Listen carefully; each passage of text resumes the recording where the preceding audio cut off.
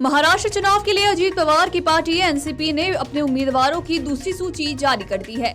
इस सूची में 7 उम्मीदवारों के नाम जारी किए गए हैं। सूची के तहत बांद्रा पूर्व से पार्टी ने बाबा सिद्दीकी के बेटे जिशान सिद्दीकी को अपना उम्मीदवार बनाया है, तो वहीं एनसीपी ने इस्लामपुर से निशिकांत पाटिल, अणुशक्ति नगर से सना मलिक को अपना उम्मीदवार बनाया है। गौरतलब है कि सना मलिक एनसीपी के दागी नेता नवाब मलिक की ही बेटी हैं। एनसीपी की इस लिस्ट में सहयोगी भारतीय जनता पार्टी के 2 पूर्व सांसदों का भी नाम शामिल है और इसी बीच संजय राउत ने भी सीट शेयरिंग को लेकर एक बयान सामने दिया है। आपको बता दें कि उन्होंने स्थिति साफ की है और बयान देते हुए कुछ सीटों के उम्मीदवारों के नाम अंतिम रूप में है और जल्द ही लिस्ट सामने आएगी, इस बारे में भी बातचीत की है। तो आइए जानते हैं कि उन्होंने अपने इस बयान में क्या कुछ जानकारियां दी हैं। जो आज और 2 दिन है, 3 दिन है, लगभग सभी सीटों पर हमारा चर्चा पूरी हो चुकी है। हमने कहा हमने कुछ उम्मीदवारों का चयन किया है, उसकी घोषणा की। आज शायद हम जो हमारे अलायंस है, छोटी छोटी पार्टी है, उनके साथ भी आज हमारी चर्चा पूरी हो जाएगी। फिर 2 सीटें बचेगी, वो वापस हमारी 3 पार्टी में उसमें चर्चा होकर सोमवार तक पूरा निर्णय, पूरी यादी, पूरी लिस्ट आ जाएगी, क्योंकि बाकी 2 दिन बचे हैं मंगलवार तक। उससे पहले हमको नॉमिनेशन फाइल करना पड़ेगा। तो मुख्यमंत्री लगातार दिल्ली दौरे पे है।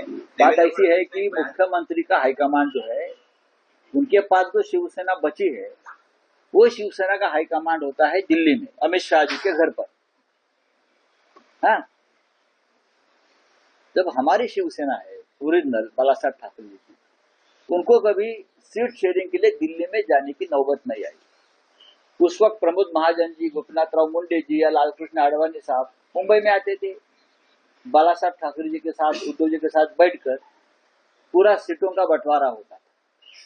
लेकिन ये जो डुप्लीकेट शिवसेना है, उनके बॉस दिल्ली में बैठते अमित शाह, तो उनके दरबार में ही जाना पड़ेगा, 3-3, 4-4 दिन बैठना पड़ेगा, उठक बैठक करना पड़ेगा, वो तो करना ही पड़ेगा। आपको बताते चले कि भाजपा के पूर्व सांसद संजय काका पाटिल को भी राकंपा ने सीट दी है और वो भी शुक्रवार को राकंपा में शामिल हो गए। पाटिल आम चुनाव में सांगली से चुनाव हार गए थे। संजय काका पाटिल का मुकाबला राकंपा उम्मीदवार रोहित पाटिल से होगा, जो कि दिवंगत राकंपा नेता आर पाटिल के पुत्र हैं। ये मुकाबला सांगली जिले के तासगांव कठवे महाकाल निर्वाचन क्षेत्र में होगा। अजीत पवार के नेतृत्व वाली एनसीपी ने एक दिन पहले ही 38 उम्मीदवारों की पहले सूची जारी की थी। पहली सूची में पार्टी प्रमुख अजीत पवार, छगन भुजबल और दिलीप वालसे पाटिल जैसे वरिष्ठ नेताओं का नाम शामिल था।